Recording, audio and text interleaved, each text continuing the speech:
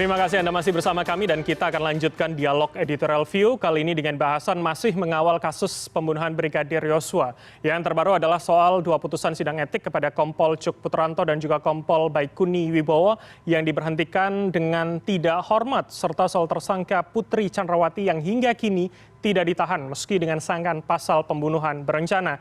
Dan masih bersama kita Wakil Pemimpin Redaksi CNN Indonesia Mas Revolusi Riza.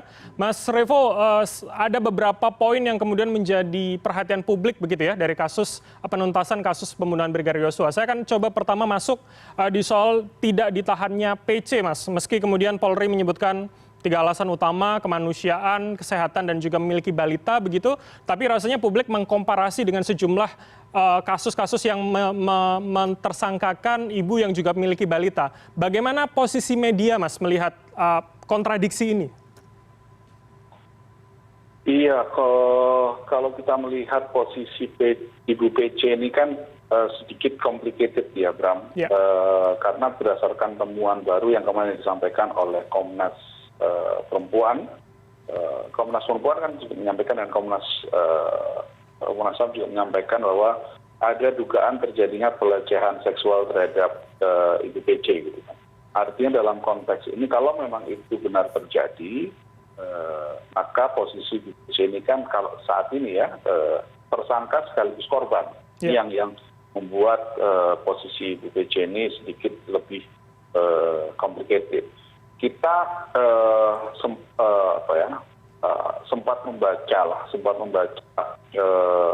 salinan BAP di salinan BAP tersangka Verdi Sambo di pemberitaan cnnindonesia.com itu sudah disebutkan bahwa dalam BAP Verdi Sambo yang sempat kita lihat itu Verdi Sambo menyampaikan bahwa istrinya mengalami pelecehan seksual gitu kan. Nah, ini yang tentunya kemudian satu sisi di BAP menyebutkan seperti itu, di sisi di hal lain Komnas HAM dan Komnas Perempuan juga menyampaikan hal yang sama. Kalau memang ini benar terjadi, artinya itu tadi BC ini kan korban sekaligus cangkah. Nah, masalahnya kemudian siapa yang bisa dikonfirmasi bahwa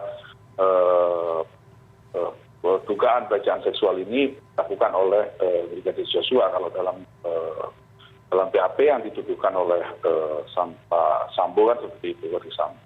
Sementara kan kita tahu Brigadir Yosua-nya sudah almarhum, ya. Jadi artinya konfirmasinya kepada siapa. Nah ini yang sekarang seharusnya menjadi mungkin polisi juga sedang memfokuskan pada bukti hal seperti itu.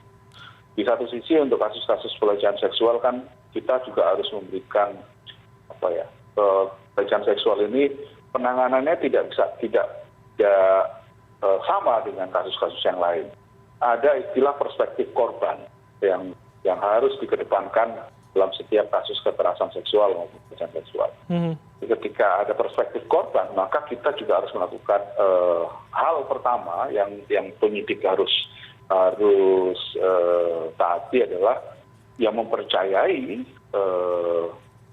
apa yang disampaikan oleh korban dalam hal ini Ibu PC. Sampai kemudian terbukti secara klinis apakah memang psikologi klinis secara klinis memang terjadi kekerasan seksual tersebut atau tidak. Nah, dalam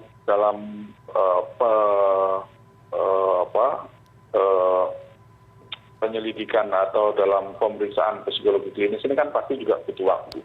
Ini yang kemarin akhirnya memang kan kita melihat ada banyak pertanyaan yang sebelum beberapa hari kemarin ini ketika Komnas dan Komnas Perempuan melakukan konferensi pers di sore hari ini. Baik.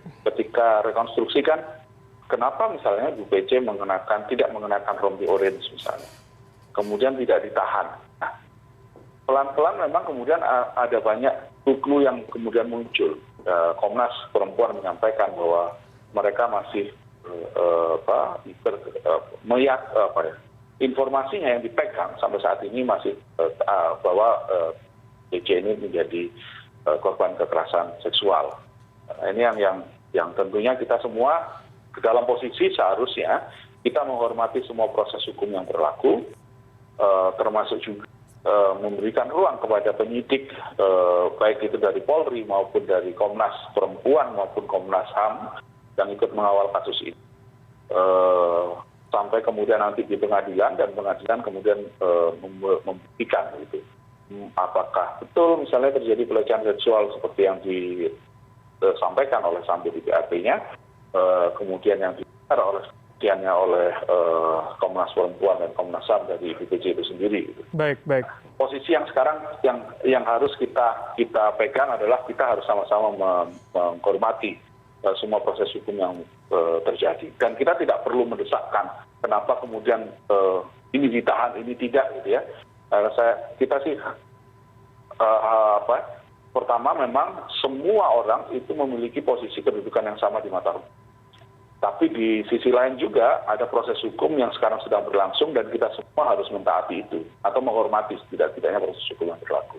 Baik. Artinya kemudian apakah tidak ditahannya PC, atau kemudian tentu ini menjadi diskresi dari penyidik seperti yang dikatakan oleh Ilwarsum Polri begitu, Mas Revo. Apakah kemudian ini bisa menjadi momentum publik juga jika terjadi kasus serupa yang melibatkan misalkan tersangka seorang ibu yang milik balita, untuk kita sebagai publik dan media mengingatkan polisi untuk kemudian ini bisa menjadi salah satu hal pertimbangan untuk penangguhan penahanan. Seperti apa, Mas?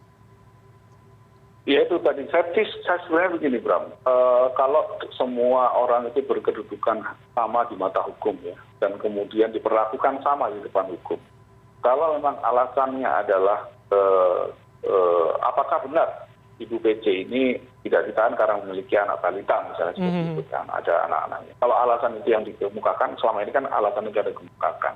Kita sih berharap sebenarnya polisi transparan saja apa sebenarnya yang terjadi. Karena kalau misalkan yang disampaikan adalah karena memiliki anak, toh faktanya banyak sekali orang yang tetap ditahan walaupun dia punya anak. Dan kalau misalkan kita melihat beberapa lembaga pemasyarakatan juga banyak sekali ibu-ibu yang mengasuh anaknya di lembaga pemasyarakatan. Jadi artinya kalau memang berkedudukan sama di mata hukum, seharusnya ini yang diterapkan kan ya udah sama. Baik. Tapi apakah ada hal lain? Nah ini yang sebenarnya kita sih berharapnya semua secara transparan saja, termasuk juga motif, sebagainya itu dibuka. Kalau kita sampai menunggu pengadilan bisa aja, kalau memang polisi atau penyidik meminta kita sabar kami menunggu di pengadilan akan dibuka semuanya. Tapi saya pikir pasti ada hal lain lah kenapa, jadi yang sedang kita sebaiknya polisi menyampaikan saja sebenarnya kenapa kok tidak ditahan. Apakah ada fakta-fakta lain. Baik, kita kawal sembari menunggu begitu ya Mas, bagaimana kemudian penyidikan, dan harapannya tentu tidak menjadi PR, apalagi sebentar lagi akan dilimpahkan ke kejaksaan. Mas, terakhir ini terkait dengan poin kemudian ada beberapa perwira yang kemudian sudah dijatuhi sidang etik begitu PDTH. Bagaimana kita media juga bisa mengawal terkait dengan 3 perwira lain yang masih akan direncanakan mengikuti sidang etik pada minggu depan, Mas? Seperti apa? Lagi-lagi kan kalau kita pada prinsip media ini kita semua ya menghormati proses hukum yang sedang berlaku. Semua yang disidangkan pada kasus etik ini tentu polisi atau tim yang dibentuk oleh kepolisian untuk menangani kasus ini memiliki integritas yang cukup, gitu ya. Sehingga kalau misalkan memang ada yang dihadapkan pada sidang etik dan kemudian ketetapan-ketetapan yang diputuskan, ya kita tentu harus menghormatinya. Walaupun memang tentu tiap orang itu tentu memiliki mekanisme banding. Jadi proses hukum jalani saja. Nah sekarang kan yang kita ada 2 hal, mereka yang terlibat pidana dan mereka yang terlibat etik.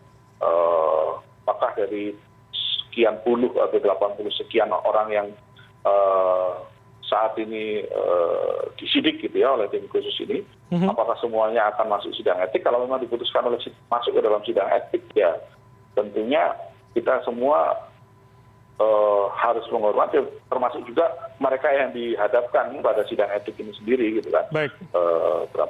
Dan lagi-lagi seperti yang kita sampaikan di editorial view sebelumnya, ini semua memang harus menjadi momentum bagi polisi untuk melakukan pembenahan. Dan sidang etik inilah salah satu cara untuk melakukan pembenahan itu. Mereka yang dianggap etiknya tidak lagi sesuai dengan garis Polri, ya maka harus turun di stasiun terdekat kan gitu kan. Tidak bisa lanjut sebagai anggota polisi. Dan kalau memang itu yang sudah diputuskan, ya maka semuanya harus menghormati.